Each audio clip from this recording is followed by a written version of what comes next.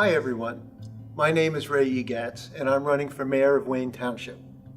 And I'm Sam Liebman, I'm Ray's campaign manager, and today we wanted to talk to you all about something important, and that is registering to vote. See, every election season seems to be met with a lot of dread and confusion over the idea of simply registering to vote. So today we're going to make it easy for you. You can pull up the voter registration application on the Passaic County website provided here, or you can head over to your township clerk's office to pick up a form. So first things first, who can and can't vote? And simply put, if you are a citizen of the United States, at least 18 years old by the next election, and have been a resident in your county for 30 days prior to the election, you're good to go. You cannot register to vote, on the other hand, if you are serving a jail sentence, or are on probation, or if you're not a citizen of the United States. So before we go through the step-by-step process, let's just make sure that we have our driver's license handy. And if you don't have a driver's license, no worries. You can use your social security number as a replacement. You also have to keep in mind that in order to vote in the next election, regardless of whether it's by mail or in the voting booth, you must register at least 21 days prior to Election Day. So that means that this year you will have to register to vote by Wednesday, October 18th. Now, let's tackle the actual application. We see in box 1 that we have many different options. So if you're registering to vote for the first time, you will check off New Registration. If you have moved, you will check off Address Change.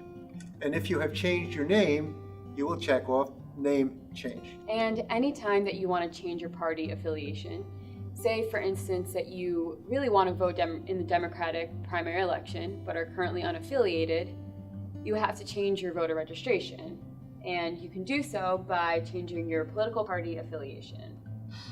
The rest of the voter registration form is pretty straightforward. Both the sections in box 2 need to be checked off as yes. All right, are you a citizen and are you at least 17 years of age?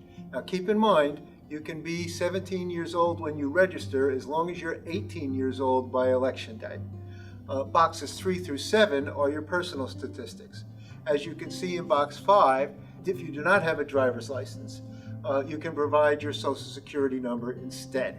Now, if you notice at the bottom of the form, or near the bottom, there is a footnote for number 5. And that is for folks who have neither a driver's license nor a social security number. So take a look at that because you still can register to vote. These boxes must be filled out in order to register your application. And if you are changing your address, you will want to pay attention to box 8, which is the location of your last address.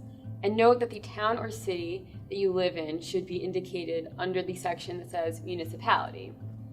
If you are not changing your address, you will not need to fill that section out. If you're changing your name, or if your name is changed, you will indicate your old name in box 9 to ensure that the correct adjustments are made. The second section in box 9 is not necessary and may be skipped.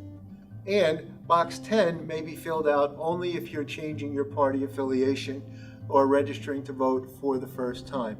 Again, there is a footnote for box 10, and I urge you to take a look at that because if you're changing from a party to unaffiliated, there is a 55-day waiting period for that footnote. Box 11 indicates your gender.